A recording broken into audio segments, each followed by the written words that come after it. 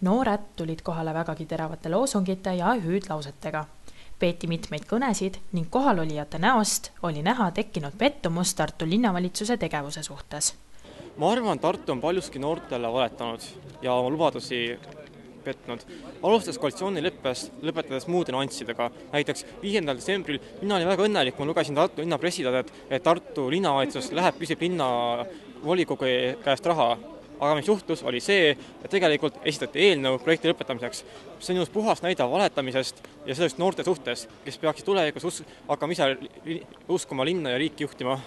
Et meeleavaldust veelgi kirevamaks muuta, kogunesid noortekeskuse pooldajate ritta ka Tartu Tamme gümnaasiumiga seotud inimesed, kes ei ole nõus sellega, et Tartu linn ülikoolile kuuluva Nooruse tänaval asuva hoone ära soovib osta, et see Tamme gümnaasiumile anda.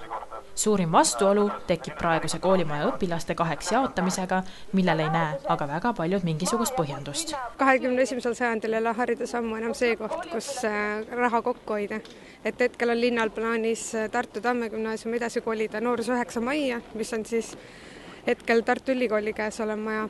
Aga meie leiame, et haridus peab olema kaasaegne ja eelkõige õppijakeskne ja tagama noorele hea füüsilise ja vaimse keskkonna.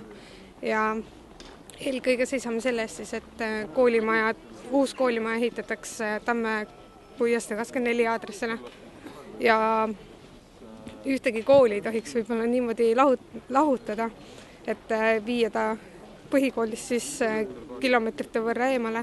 Et noorte algatusel korraldatud meeleavaldus õige teguviis on, kinnitab ka linnavolikogu liige. See on väga hea, et noored on aktiivseks muutunud, sest kui siin mitte midagi tehas Eestis on kahjuks nii, sest lihtsalt istutakse pähe.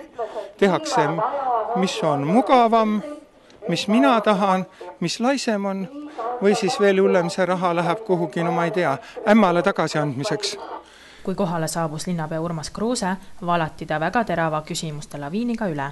Linnapea vastused jäid aga pealiskaudseteks. Te lubate ainult siis, kui lähenevad valimised ja valimise vahepealsel ajal neid lubadusi hakati täitma alles, kui on paar aastat möödas. Siis hakati täitma enne uusi lähenevaid kas kohalikke või siis Riigikogu valimisi. On mul õigus või ei ole? Läheb teil niimoodi ju kõik? Kui me Tartust räägime, siis kindlasti on õigus.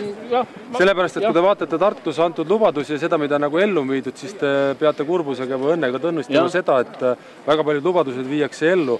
Mis on aga aus vastus see, et kui toimus ka majanduskriis, mis muudutas nii Tartut kui kogu elanikkonda, siis ilmselt mõned otsused on edasi lükatud, aga mitte külmutatud.